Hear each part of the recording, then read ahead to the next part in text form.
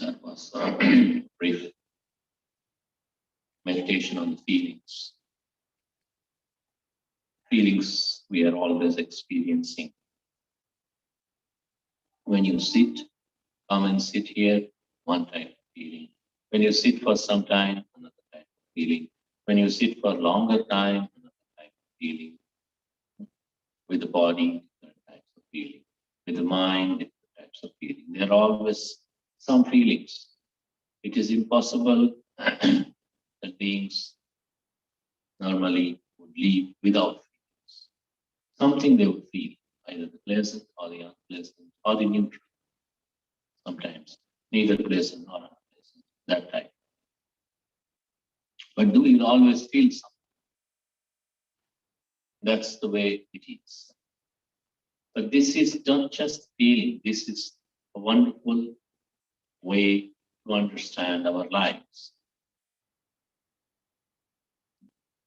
These feelings are a very important area of inward exploration, internal exploration,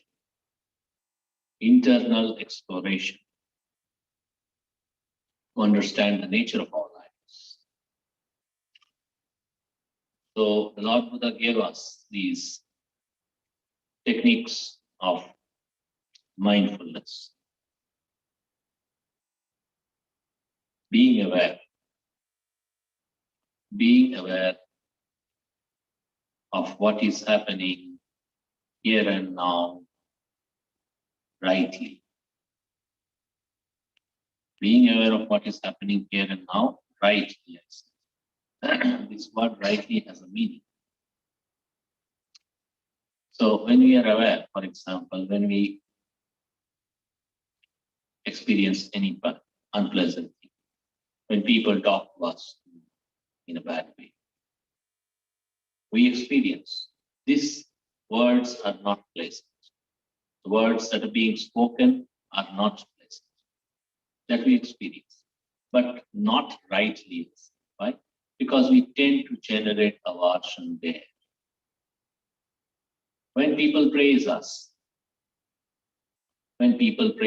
or say good things about us, we are aware these words that are being spoken are kind and pleasant, soothing to hear, but we aren't rightly aware. Why I say we aren't rightly aware is simply because we again generate craving or liking for those words that are being spoken.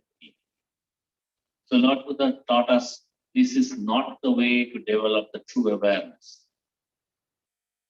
When he was telling about these 4 types of mindfulness, mindfulness of the body, mindfulness of the feelings, mindfulness of the thoughts, mental process, and mindfulness of various mental phenomena, mental cognitions or mental factors, good or bad. He was telling us that if you have to be aware, rightly aware, when we say samma sati in Pali, we use a word called samma sati, right mindfulness, not just mindfulness. Then we are aware without liking or dislike. We are aware with only knowing the thing as it is. The pleasant one we know, but we don't get stuck there. The unpleasant ones we know, but we don't get stuck there. Why do we not get stuck there? Because we observe them correctly, knowing their nature, knowing the nature of all these feelings or any phenomena with the body, any phenomena with the mind. The nature is what? To change. This is what we observe. Then we are rightly aware. So, for example, if you have ever seen a cat, maybe, trying to catch a mouse or an insect or a small animal, or sometimes these lizards, they will be waiting for a long time to catch a particular insect. Or people, when they are making a lot of plan, for example, the terrorists, when they are making a plan, to a very detailed plan, so how to prepare a bomb and then go and kill people. They all apply some level of mindfulness there, but that we do not call as right mindfulness. Why do we not call it as right mindfulness? Because there is a process of liking and disliking involved. That's what vitiates the whole process of knowing. And that's why that's not what we call the right mind. So what is the right mindfulness? When we observe, just knowing, observe with awareness. So there is only one thing left in the process of our observation, knowing. Knowing things as they really are, as not as we want them to be, or not as we don't want them to be. For example, when people are good to us, we want them to be like that all the time. But that's going to change. That's going to change. That's the nature. That's how things are. So we don't, when people are good to us, or kind to us, or helpful to us, we don't necessarily, let people always feel like this. We don't develop such a feeling. We don't develop such a feeling. We know this may also change. This, in fact, shall also change sooner or later. When people aren't good to us, or they aren't kind to us, that also we don't try to generate any aversion. We know this shall also change. So the right mindfulness is to keep our awareness just here. This is changing. This is impermanent. This is not fixed or stable. When we are observing, while keeping our awareness with this knowing of impermanence, knowing of change, knowing of not stable, nothing being stable here, nothing being permanent here, nothing being fixed here, then this is the right mindfulness. Because then we are rightly knowing. Rightly. All other times we are knowing, but we are not knowing correctly.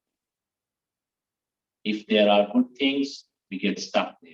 If there are bad things, we get stuck there. Both ways, we have no chance of knowing them. We have only chance of grasping at them. And when we grasp at them, we will suffer. We will get into suffering and dissatisfaction. So these 4 types of mindfulness. The first one, mindfulness of the body. So whatever we do with our physical body, bodily activities, from getting up in the morning till the time we go to bed, till the time we fall asleep, we can observe this as a meditative object, as an object of meditation, knowing whatever is happening with the body.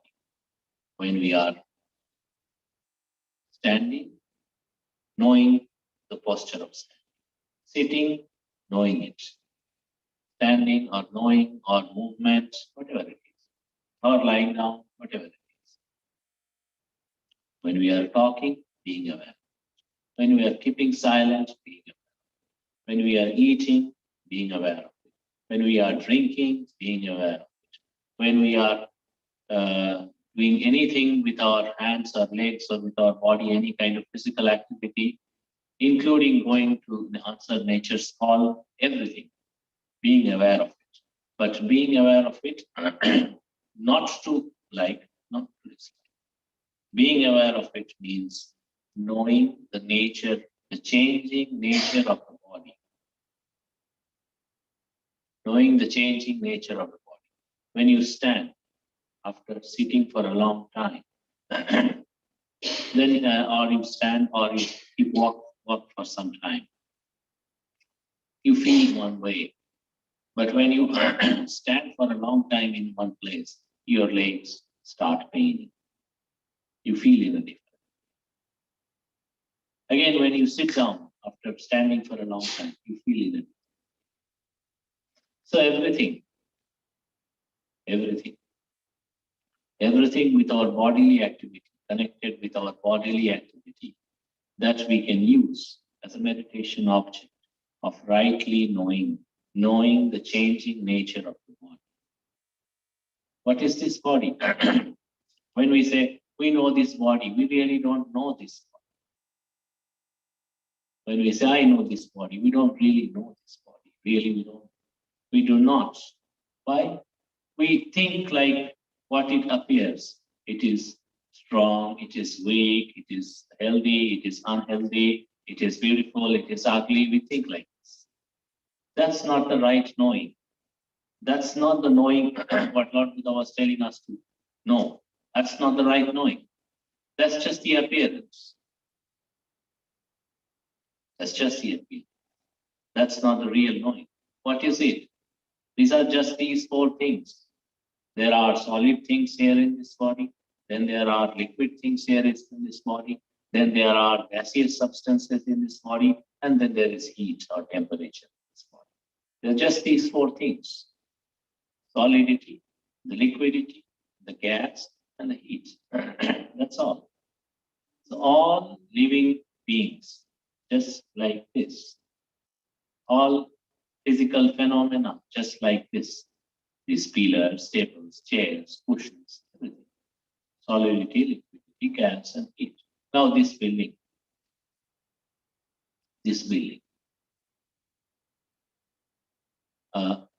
It looks solid. But when it was constructed? They used cement. They used sand. And these stones, cheap stone pieces, and all so many things. And then they had to mix all these things with what? Water. So they needed a lot of water to create this building. So those water, did it all disappear suddenly one day? It didn't. So there's a liquid element is always there. Solid element is also there. Heat element is also there. The gaseous gas element is also there. Just this body is like this. So when we say we know the body rightly as it is. So one of the very fundamental aspects of this is to know the body, these four elements, solidity and the liquidity, gas and heat, nothing else. No big deal. So all the concepts, when we are going by the concepts of beautiful or ugly or weak or strong or healthy or not healthy, whatever, these are external concepts. These aren't the real thing. And these external concepts will not allow our wisdom to grow, will not help our mind to grow in wisdom. It will not. Because we are just grasping at the concepts, not the real. So knowing these elements, when you are always observing the body, when you are always mindfully observing the body rightly, without liking, without disliking, just allowing the awareness of knowing and impermanence, knowing of impermanence to be there, then you will gradually understand this is just these four elements. Solidity, liquidity, gas, and heat. Nothing else, no big deal. It's all same here. Same with all living beings. Same with all material phenomena. That's all. Then you have no doubt. Then you don't think, is it like this? Is it not like this? So this is the right way of knowing the body, mindfulness of the body. When you know the feelings, as we were discussing earlier, the pleasant feelings, the unpleasant feelings, or not neither pleasant nor unpleasant feelings. So when we know them, how do we know them rightly? It's just here. Knowing the feelings as it arises in the mind or in the body. When you come here and sit, one type of feeling, maybe a little pleasant. But you sit in the same posture for some time, then it's not the same pleasant feeling. It changes. It goes into not so pleasant to more unpleasant. Gradually it changes. And then you keep doing it, it becomes so unpleasant that you have to get up after some time. And that's with all of us. That's with all of us. Why? Because that's the nature of the feelings, to change. So the pleasant feelings, when you came down and sat here, you had the pleasant feelings. If you could think, oh, this pleasant feeling is something that is dependable, that is reliable, I can rely on this, it will always be like this, then you weren't being wise there. Then you were being fooled by your ignorance. Because then after some time it changed. Did it not? It changed. So when we say we are rightly knowing, we know it like this. Knowing the feelings, the pleasant ones, not dependable, unpleasant ones, not dependable. Neither unpleasant nor pleasant, not dependable. Nothing that we can rely on permanently always and say, this is stable, this is permanent, this is something that is really going to help me out. Nothing. None of our feelings. None of our feelings with the body, none of our feelings with the mind. That's the way they are. We experience so many feelings. So for example, when you get up in the morning, you have one type of feeling. It can be good, it can maybe not good, or neither good nor bad, like neutral type of thing. It can be anything. And then after some time it changes. And then after some time it changes. It keeps on changing. Why? Because we are encountering different objects. We are encountering different objects through our eye, ear, nose, tongue, body, and mind. We're encountering, contacting different objects. Some of them may be pleasing, some of them may be not so pleasing, like this. So when we keep on contacting the objects through these 6 sense base, eye, ear, nose, tongue, body, mind, what we contact with, what we come in contact with, visible thing, and the sound, and the smell, and the taste, and the touch sensations, and the thoughts and mental objects. That's all. So the eye that sees isn't really something permanent. If the eye is permanent, then it will always be like this. When you people are young, their eyesight is good. When and then coming to the middle ages, this eyesight becomes a little bad. When coming to the old ages, it becomes further bad. Here and now we see the eye isn't permanent. Because if the eye is permanent, then nobody would have an eye disease or eye problem. So eye is the visible things that it encounters isn't permanent. The feeling that arises out of this contact between the eye and the visible things, either pleasant or unpleasant, isn't permanent. Eye isn't permanent. Visible things aren't permanent. The feeling that arises out of this contact isn't permanent. So, do we really know like this? Is the question. This is what the right knowing is. This is the right knowing. If it is not like this, then it's not the right knowing. We see things we like. We see things we don't like. Then it is not the right knowing. It's just going by our ignorance. So when we said mindfully knowing, it is knowing like this. Eye and the visible thing, ear and the sound, knowing all things as they come and go, as they aren't permanent or fixed or stable, just as they change. That's all. So knowing like this. Then thoughts in the mind. We have the thoughts. So many thoughts. Every day, every moment we are encountering thoughts. So these thoughts, some of them that gives us some kind of good thing, good feeling, some of them don't. Some of them we like, some of them we don't like, all these types, so many types of thoughts. Now, do we rightly know them, is the question. When we say do we rightly know them means, do we really know as they keep on changing, as they aren't fixed or permanent or stable or reliable? Do we know them as they are? Do we really know them as they are? We don't. So this is when we have to develop the right knowing, we have to know these thoughts, their nature is to come and go. Impermanence is their nature. There is nothing permanent or stable or something eternal or essence, nothing of essence here. There is no essence here, nothing that abides by, nothing that stays on forever, nothing. None of these thoughts that arises in the mind. So then this is the right knowing. This is the third level, third mindfulness of the thought process. And then there are so many mental objects. Some of them are associated with the wholesome, good mental state. Some of them are associated with the bad mental states. So some of them are associated with our deeper understanding and practice and wisdom. Some of them are associated with ignorance. So many. Do we know them as they really are? These are associated with wisdom. These are associated with ignorance. These are associated with developing deeper mindfulness. These are associated with something on the opposite direction, say ignorance, development of ignorance. Do we really know them as they are? So then we don't.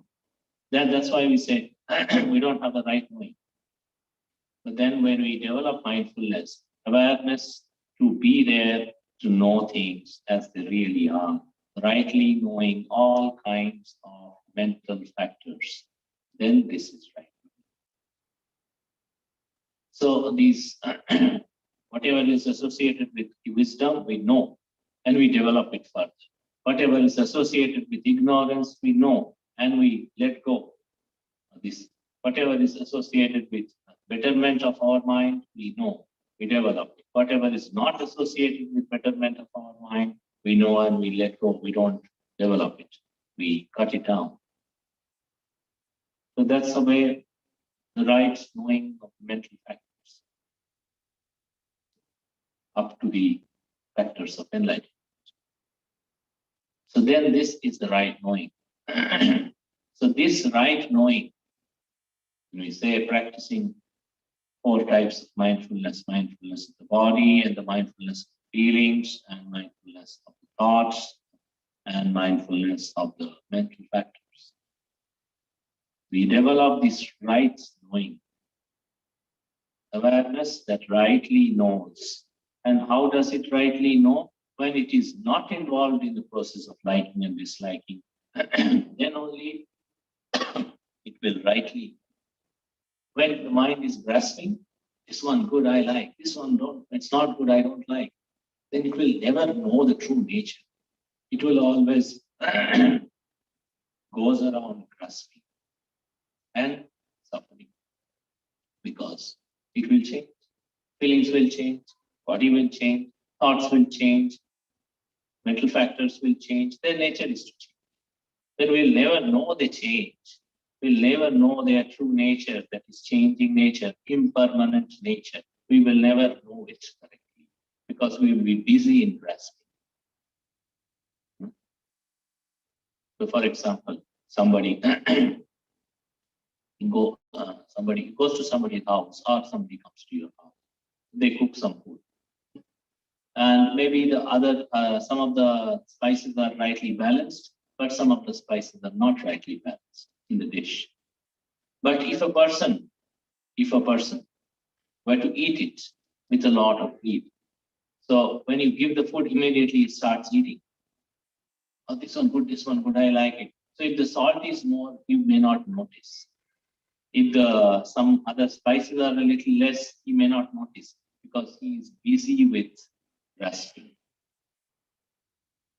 He may not notice. But another person who eats mindfully, he will say, no, salt is a little more. It's a little more salty than it should be. Then, because that's the mind. That's the right knowing. So when we say we are knowing rightly, we are knowing rightly like this. Mindfulness of the body and the feelings and the thoughts and the mental factors. If we develop like this, then we will surely have the right wisdom with us all the time, day in and day out.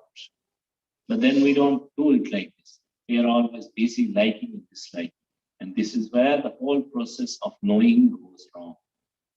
Right knowing goes wrong because of the liking and disliking. Then it's like the person who tries to eat with a lot of greed quickly, but in the process does not understand whether the food is really good or not. Doesn't understand. So that's why these 4 types of mindfulness, if we practice them, then we will know. We will know what causes us happiness, what causes us suffering. What causes us happiness for temporarily, what causes us suffering for temporarily. What causes us, what can allow us, what basically facilitates our paths to freedom from suffering, what causes us to get stuck with suffering. We will know this. We may not know this in a day, or in a month, or in a year, but if we are sincerely doing, then we will, for sure, we will know. And if you are sincerely doing, you will know sooner than later, for sure. So this much we offer, the 4 foundations of mindfulness and their very brief introduction. This is a very brief introduction. There is a very big discourse, and there are several discourses, and the main discourse is called the foundations of the great discourse on the foundations of mindfulness, Mahasatipatthana Sutta. So if you are, that is available in the internet and other places. So you may go through it little by little every day if possible, because that will give you some more understanding of this. And this is also a matter of practice. By mere reading, you will never know. You will never know this. You have to practice, then you will know what is what, how it elevates the mind, how it gives rise to the wisdom, how it ultimately liberates us from all suffering. So with this, we will conclude. May you all remember and recollect, able to practice this and elevate your minds. We'll conclude it today with the chanting. Sukhi bhaveyam nidukho aham nityam aham viya vidachame sukhi bhanto majjata tachaverino imani dhamma khettam he sattahantu sukhi sada tado parancha rajyesu chakkavale sujantano sadhu sadhu. We'll meet again next Sunday.